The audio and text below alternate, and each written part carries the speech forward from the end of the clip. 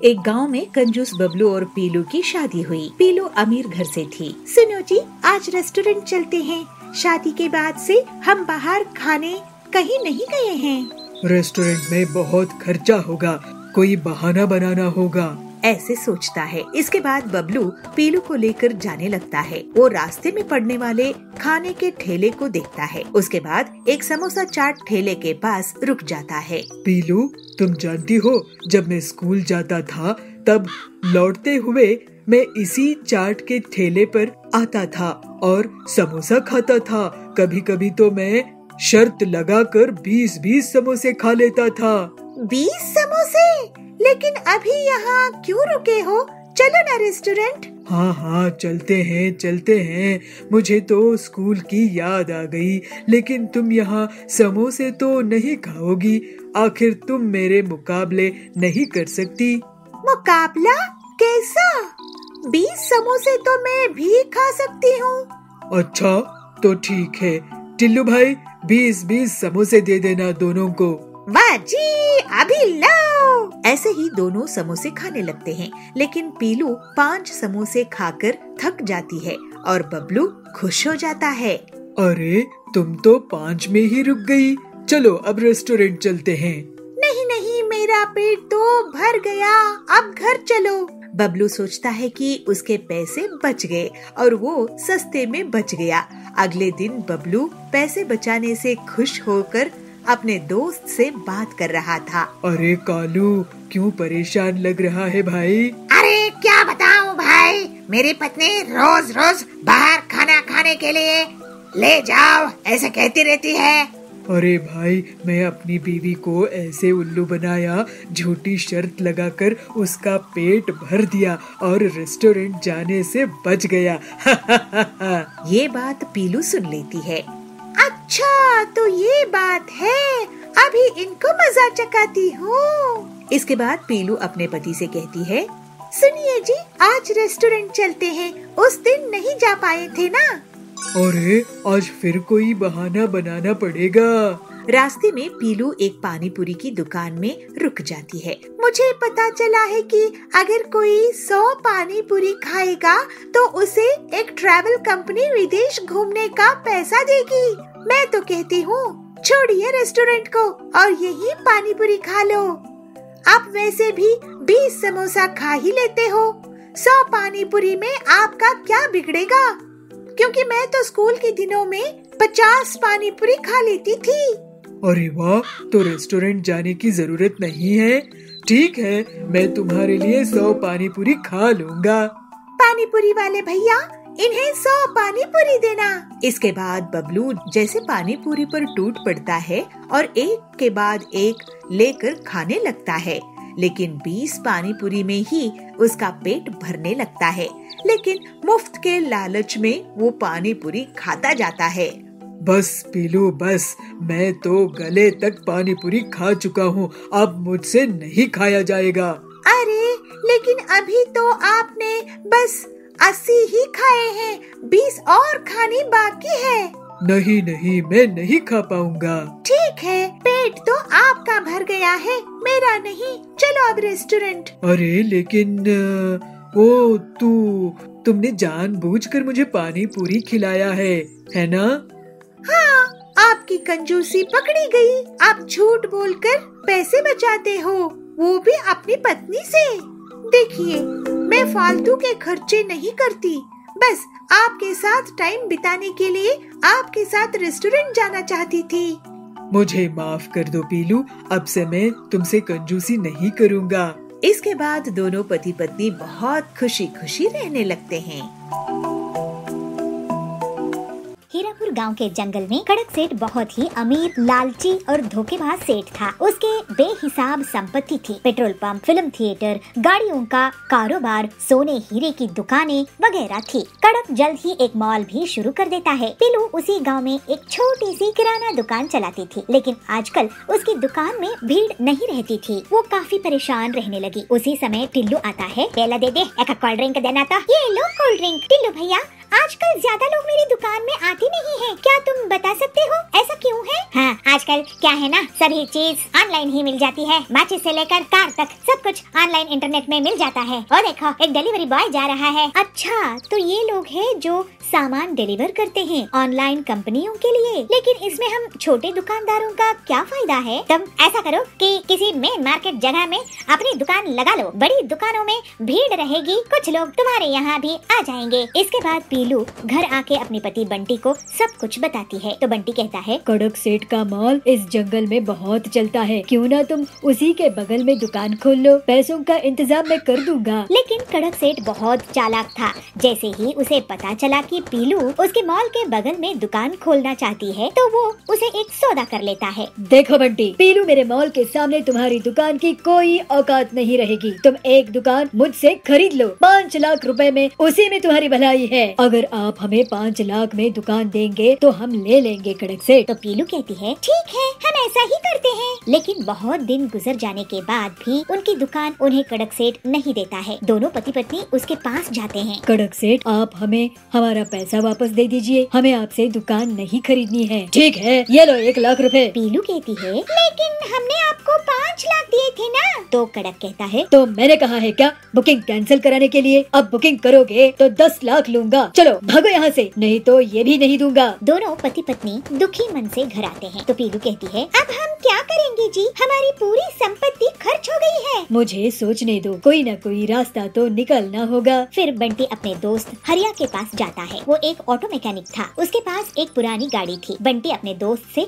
पूरी बात कहता है और हरिया उसे उस गाड़ी का उपयोग बताकर एक आइडिया देता है। बंटी बहुत खुश हो जाता है। वो घर आकर पीलू को अपना प्लान बताता है। तो पीलू कहती है, ये तो वाकई बहुत अच्छा प्लान है। अगले दिन बंटी गाड़ी में पूरी किराना दुकान सजाकर निकलता है। लोग बड़ी हैरानी के साथ उसे देखते हैं। तभी जाबाज कहता है, अरे ऐसे सुपरमार्केट तो मैंने पहले कभी नहीं देखा। तो बबली कहता है, वाह वाह बंटी भैया, पीलू दीदी, आप लोगों ने तो कमाल ही कर दिया है। अब से मैं आपके इस गाड़ी सुपर बाजार से ही सामान खरीदूंगा। तो बंटी कहता है, ये गाड़ी सुपर बाजार पूरे जंगल वालों के लिए सबसे सस्ती दुकान है। मॉल भूल आओ, वहाँ का महंगा सामान भूल जाओ। यहाँ गाड़ी सुपर बाजार से किफायती कीमत में सामान खरीदो। हमारी गाड़ी बाजार आपके पास एक फोन कॉल में खुद ही चल कर आएगी, आपको ऑनलाइन ऑर्डर करने की परेशानी से बचाएगी और मॉल जाने की तकलीफ से भी आपको छुट्टी मिलेगी। इस तरह से बंटी और पीलू अपना गाड़ी सुपर बाजार चलाने लगते हैं और जंगल के पक्षी उनको बुला बुलाकर उन्हीं के यहाँ सामान खरीदने लगते हैं। जल्द ही कड़क का महंगा मॉल बुरी तरह से नुकसान में चला जाता है और जो उसने बैंक लोन लिया था वो नहीं चुका पाता है। इस वजह से उसे जेल हो जाती है। फिर पीलू और बबलू हंसी खुशी अपना जीवन बिताने लगते हैं। एक जंगल में पीलू चिड़िया अपने पति बबलू के साथ रहा करती थी। पीलू वड़ा पाव बेचकर अपना घर का खर्च चलाया करती थी। जंगल के पक्षी पीलू चिड़िया के ठेले से वड़ा पाव खरीदकर मजे से खाते थे। पीलू के वड़ा पाव की बिक्री देखकर कालू कौवा उससे बहुत जलता था और एक दिन कालू कौवे ने भी अपना ठेला पीलू के ठेले के सामने लगा दिया। कालू आवाज लगाकर वड़ा पाव बेचना शुरू कर देता है। आवाज वड़ा पाव खाओ, गर्मा गरम पंजाबी वड़ा पाव खाओ। अरे हरिया काका इधर आओ, वहाँ कहाँ जा रहे हो वड़ा पाव खाने? अरे मेरा वड़ा पाव खाओगे तो सब खाना भूल जाओगे। इस तरह से कालू के आवाज देने पर हरिया काका उसके पास जाते हैं। अरे कालू, तूने भी वड़ा पाव की दुकान लगा ली, देखूं तो सही तेरे वड़ा पाव में कितना दम है, जरा 1 प्लेट दे, अगर अच्छे नहीं हुए तो मैं तुझे पैसे नहीं दूंगा। अरे हरिया काका, एक बार खा के तो देखो, डबल लोगे।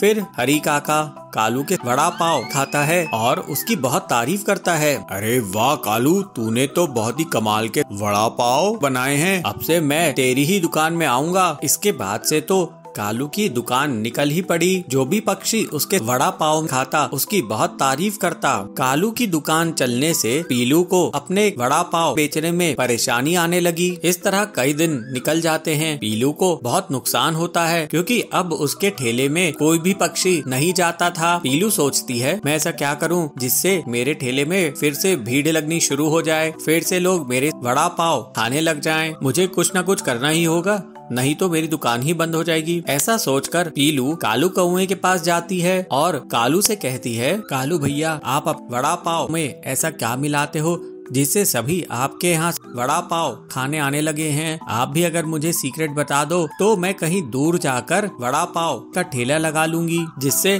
मेरी भी आमदनी फिर से शुरू हो सके। ऐसा सुनकर कालू उस पर गुस्सा करता है। अरे मुझे पागल समझ के रखी हो क्या पीलू चिड़िया? मैं तुम्हें सीक्रेट क्यों बताऊं? मैं अपना क्या नुकसान कर लूं? अभी चलो भागो यहाँ से। इस तरह से पीलू दुखी होकर वापस अपने ठेले पर आती है और सोचती है लगता है अब तो मुझे अपना ठेला बंद करना ही होगा। फिर पीलू शाम में अपनी दुकान बंद करके घर की ओर लौट रही थी। तभी पीलू की नजर कालू पर पड़ती है और पीलू कालू का पीछा करने लगती है। वो देखती है कि कालू दूसरे पक्षियों के घोंसले से उनके अंडे चुरा रहा है। पीलू सोचती है अरे ये कालू क्या कर रहा है, पक्षियों के अंडे क्यों चुरा रहा है। फिर पीलू कालू का पीछा करते हुए उसके घर तक पहुंच जाती है और देखती है कालू अंडों को ले जाकर वड़ा पाव के मसाले में फोड़कर मिला देता था। पीलू ये देखकर चौंक जाती है। वो सोचती है ओ ये राज है कालू के वड़ा पाव के स्वादिष्ट होने का, ये तो बहुत गलत बात है। फिर पीलू तुरंत उड़कर पक्षियों के पास जाती है और उन्हें पूरा सच सच बता देती है। चिड़िया पीलू से कहती है, पीलू बहन कल ही मेरे दोनों अंडे चोरी हो गए थे, मुझे लगा कि दुष्ट चीलू ने उन्हें चुरा कर ले गया है। दूसरी चिड़िया कहती है, हाँ बहन परसों मेरे भी अंडे मेरे घोंसले से गायब हो गए थे, मुझे लगा कि कोई नाग सांप लेके चला गया है।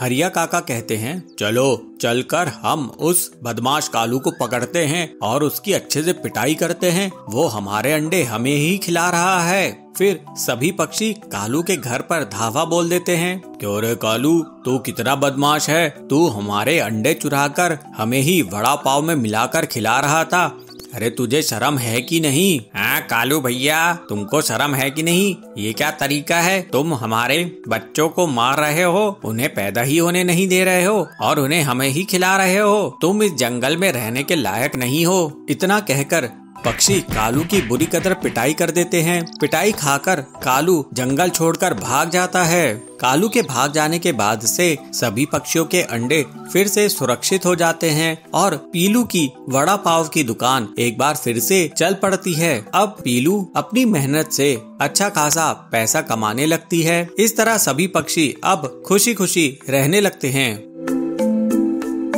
हीरापुर गांव के जंगल में कड़क सेठ बहुत ही अमीर, लालची और धोखेबाज सेठ था। उसके बेहिसाब संपत्ति थी। पेट्रोल पंप, फिल्म थिएटर, गाड़ियों का कारोबार, सोने हीरे की दुकानें वगैरह थी। कड़क जल्द ही एक मॉल भी शुरू कर देता है। पीलू उसी गांव में एक छोटी सी किराना दुकान चलाती थी, लेकिन आजकल उसकी दुकान में भीड़ नहीं रहती थी। वो काफी परेशान रहने लगी। उसी समय टिल्लू आता है। पहला दे दे, एक कोल्ड ड्रिंक देना तो। ये लो कोल्ड ड्रिंक। टिल्लू भैया आजकल ज्यादा लोग मेरी दुकान में आते नहीं हैं, क्या तुम बता सकते हो ऐसा क्यों है? हाँ आजकल क्या है ना, सभी चीज ऑनलाइन ही मिल जाती है। माचिस से लेकर कार तक सब कुछ ऑनलाइन इंटरनेट में मिल जाता है। और देखो एक डिलीवरी बॉय जा रहा है। अच्छा तो ये लोग हैं जो सामान डिलीवर करते हैं ऑनलाइन कंपनियों के लिए, लेकिन इसमें हम छोटे दुकानदारों का क्या फायदा है? तुम ऐसा करो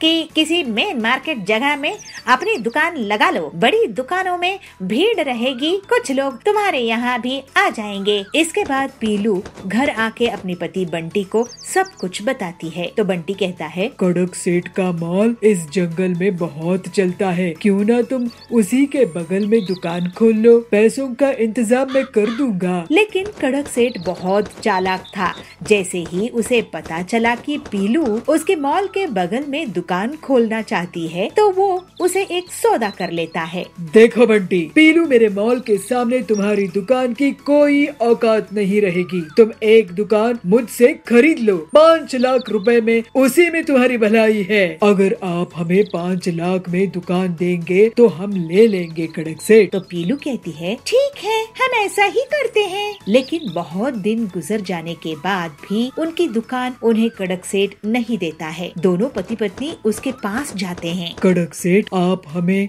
हमारा पैसा वापस दे दीजिए, हमें आपसे दुकान नहीं खरीदनी है। ठीक है, ये लो 1 लाख रुपए। पीलू कहती है लेकिन हमने आपको 5 लाख दिए थे ना।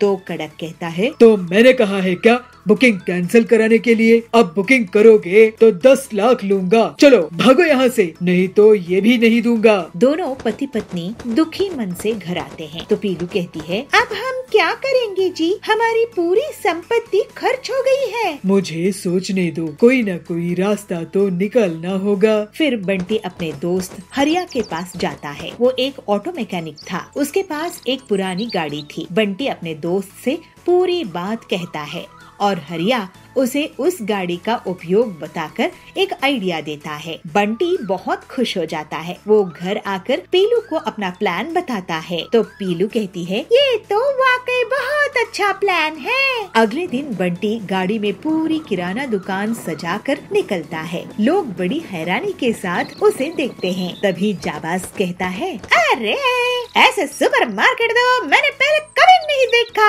तो बबली कहता है वाह वाह बंटी भैया, पीलू दीदी, आप लोगों ने तो कमाल ही कर दिया है। अब से मैं आपके इस गाड़ी सुपर बाजार से ही सामान खरीदूंगा। तो बंटी कहता है ये गाड़ी सुपर बाजार पूरे जंगल वालों के लिए सबसे सस्ती दुकान है। मॉल भूल आओ, वहाँ का महंगा सामान भूल जाओ। यहाँ गाड़ी सुपर बाजार से किफायती कीमत में सामान खरीदो।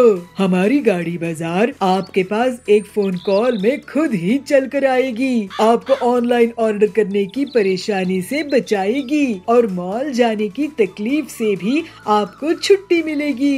इस तरह से बंटी और पीलू अपना गाड़ी सुपर बाजार चलाने लगते हैं और जंगल के पक्षी उनको बुला बुला कर उन्हीं के यहाँ सामान खरीदने लगते हैं। जल्द ही कड़क का महंगा मॉल बुरी तरह से नुकसान में चला जाता है और जो उसने बैंक लोन लिया था वो नहीं चुका पाता है। इस वजह से उसे जेल हो जाती है। फिर पीलू और बबलू हंसी खुशी अपना जीवन बिताने लगते हैं। एक पहाड़ी जंगल में पीलू चिड़िया अपनी माँ बबली के साथ रहा करती थी। वे दोनों माँ बेटी अपने बगीचे में फूल उगाती और उन्हें बाजार में बेचा करती थी। उससे जो भी आमदनी होती उससे वो लोग अपने घर का खर्च चलाया करती थी। एक सुबह बबली के घर कड़कनाथ आता है। बबली, ओ बबली। बबली कहती है जी मुखिया जी, आप हमारे घर आए, बताइए क्या आदेश है? अरे बबली, आदेश नहीं है, खुशखबरी है। 2 दिनों बाद मेरी बेटी की सगाई है। तू मेरे घर फूल भिजवा देना, गुलाब और चमेली और जो भी अच्छे फूल हो वो तू मेरे घर भिजवा देना। बबली कहती है ये तो बहुत अच्छी खुशखबरी की बात है मुखिया जी, लेकिन कुछ पैसे आप एडवांस दे देते। इस पर कड़कनाथ गुस्सा हो जाता है और बबली को धमकी देता है। एडवांस? किस बात का एडवांस? तू भूल गई क्या? मैं यहाँ का मुखिया हूँ। अगर मैं अपने में आ जाऊं तो तेरी दुकान बंद करवा दूंगा। मेरे हिसाब किताब में तेरे बहुत पैसे रुके हुए हैं। बबली कहती है गलती हो गई मुखिया जी, मुझे माफ कर दीजिए। इस तरह से मुखिया धमकी देकर वहाँ से चला जाता है। पीलू अपनी माँ से कहती है ये क्या माँ, आप उस मुखिया से क्यों डर गई? हम अपनी मेहनत के ही पैसे उससे मांग रहे थे, ऊपर से वो हमें धमका कर चला गया। जाने दे बेटी, तेरे पिताजी ने इससे कभी उधार लिए थे, हम उस उधार को अभी तक चुका नहीं पाए हैं। बल्कि मैं तो सोच रही हूँ इसके ऑर्डर के बाद मैं फूलों का धंधा ही बंद कर दूं। पीलू कहती है लेकिन माँ, अगर हम फूल नहीं उगाएंगे और उसे नहीं बेचेंगे तो घर कैसे चलेगा? बबली तो क्या करूँ बेटी, मुझे तो कोई दूसरा उपाय भी नहीं सूझ रहा है। चल इन बातों को छोड़, चल अब चलकर फूलों को तोड़ते हैं और बाजार में बेचने के लिए चलते हैं। दोनों माँ बेटी अपनी मेहनत से फूल उगाती थी और बाजार में बेचकर आती थी। इस तरह से कुछ दिन बीत जाते हैं। ऐसे ही एक दिन हरिया काका बबली की दुकान पर आते हैं और कहते हैं, बबली तुम्हारा आजकल फूलों का व्यापार कैसा चल रहा है? लोग बाग खरीदारी कर रहे हैं कि नहीं? ये देखो, मैं फूलों की नई प्रजाति के बीज लेकर आया हूँ। इनकी खुशबू बहुत अच्छी होती है। इन बीजों को अपने बगीचे में एक बार डाल के तो देखो। ये फूल अगर तुम बेचने लगोगी तो तुम्हारी आमदनी दोगुनी हो जाएगी। एक बार इन्हें लगा कर देखो। लेकिन हाँ, ये बीज थोड़े महंगे जरूर हैं। बबली, नहीं हैया काका, मैं ये बीज नहीं लगा पाऊंगी। अब तो मेरा फूलों के व्यापार से मन ही उड़ गया है। क्या आपके पास सब्जियों के बीज हैं? हाँ, मेरे पास सब्जियों के भी बीज हैं। ये देखो, आलू, प्याज, बैंगन, भिंडी, करेला। तुम्हें क्या चाहिए ये बताओ। पीलू कहती है, काका आप हमें प्याज के बीज दे दीजिए, हम प्याज की खेती किया करेंगे। ये ले पीलू, ये हैं प्याज के बीज। ये नए किस्म के हैं, इसमें बहुत जल्दी प्याज उगाते हैं। फिर पीलू के कहने पर बबली प्याज के बीज खरीद लेती है। अपने बगीचे में बबली पीलू से कहती है, बेटी तूने प्याज के बीज लेकर बहुत अच्छा करी, क्योंकि ये हर सीजन में हर कोई खाता ही है। पीलू कहती है, हाँ माँ, प्याज सेहत के लिए भी अच्छा होता है। गर्मी के मौसम में तो इसके बहुत फायदे हैं और ये गरीबों को बहुत पसंद रहता है। अब मैं पूरे फूल हटाकर प्याज के बीज बो देती हूँ। फिर पीलू प्याज के बीज बिखेर देती है और कुछ ही दिनों में उनके बगीचे में प्याज उगाता है। दोनों माँ बेटी अपनी फसल की अच्छी देखभाल करती हैं। प्याज की अच्छी खासी फसल को देखकर बबली खुश हो जाती है। पीलू, जा टोकरी ले आ, इन प्याज को तोड़कर हम अब बाजार में बेचेंगे। फिर वे लोग प्याज को बाजार में बेचने के लिए ले जाते हैं। प्याज ले लो प्याज, ताजे ताजे प्याज। फिर पक्षी उनके यहाँ से प्याज लेने लगते हैं। थोड़े दिनों बाद एक चिड़ा उनके दुकान पर आता है। अरे बहन, तुमने तो लाजवाब प्याज दिए थे। ऐसे प्याज तो मेरे रेस्टोरेंट में हिट हो गए हैं। अब तो लोग सिर्फ प्याज की ही सब्जी खाते हैं। एक काम करो, मुझे आप एक बोरी प्याज भरकर दे दो। मैं रोज आपसे एक बोरी प्याज लेकर जाया करूंगा। इस तरह से प्याज के इतने बड़े ऑर्डर से दोनों माँ बेटी बहुत खुश हो जाते हैं और अब वे लोग प्याज को ही बेचने लगते हैं। कुछ दिनों बाद उनके पास इतने पैसे आ जाते हैं कि वो कड़कनाथ के पूरी उधारी चुका सके और अपना जीवन हंसी खुशी बिताने लगते हैं।